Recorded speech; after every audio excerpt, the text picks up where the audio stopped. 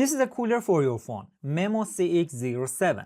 Is it gonna improve the performance of your phone? Let's find out. First in the box, we have a sticker for the back of the phone to attach it magnetically, two handles, the cooler itself that can be powered by USB-C, a brush to clean it if needed, a USB-A to USB-C cable, and documentation. When you connect the power cable to the cooler, you see beautiful RGB lighting and the back of the cooler cools down. It has a reminder that says not to use it when the ambient temperature is below 26 Celsius or 79 Fahrenheit, because you can face icing issues. To install handles, you open the front cover, slide the handle in, and close the cover. Then using it is easy. You should slide it up as far as you can because most phones have their chipsets in the top area, and it's more suitable for gaming as well. It weighs 69 grams with two handles and 67 grams without them. We're gonna test magnetic attachment with its sticker later in the video.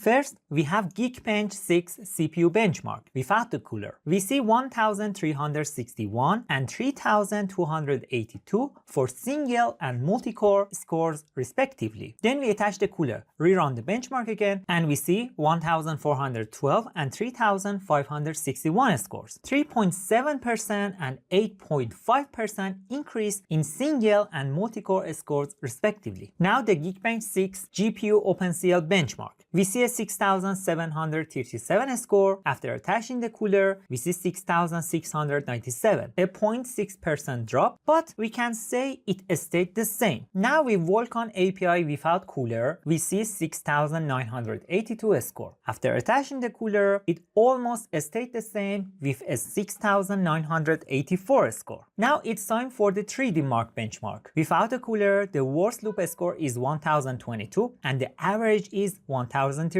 After attaching the cooler, the worst loop score is 992 and the average is 1028. We can say that it stayed the same despite the 3% drop in the worst loop score. Now let's play Call of Duty Mobile on very high settings without a cooler. Internal temperature is 35 Celsius.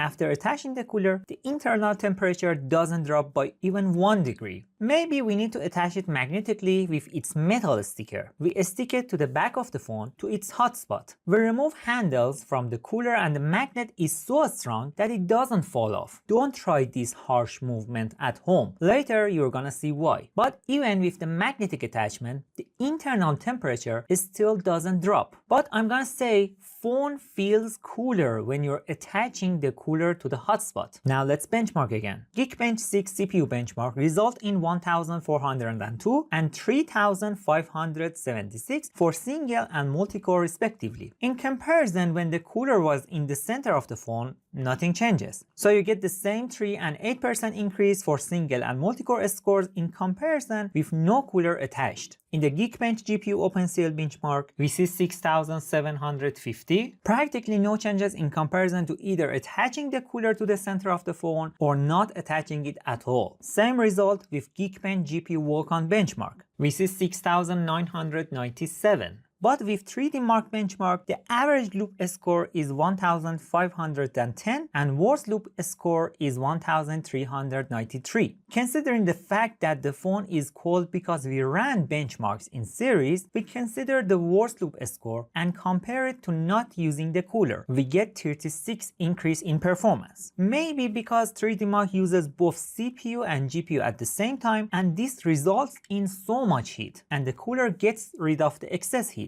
But using it with its sticker can cause the back panel of your phone to come off because your phone generates heat. Anyway, it will melt down the back panel glue, but it has to bear the 67 grams weight of this cooler. And because the sticker is so big, you can't use the phone case anymore. Removing it is hard and there is no spare sticker. Let's do another test. I enabled Bluetooth, hotspot and location. I plugged in the charging cable, then I record video in 4K 60 fps and screen simultaneously. After 8 minutes and 55 seconds, the phone gives us a warning about the temperature and it closes the camera app. But if I do the same test using the cooler in the center of the phone, even after about 18 minutes, which is double the time of the previous test, it doesn't give us any warning until I stop recording myself.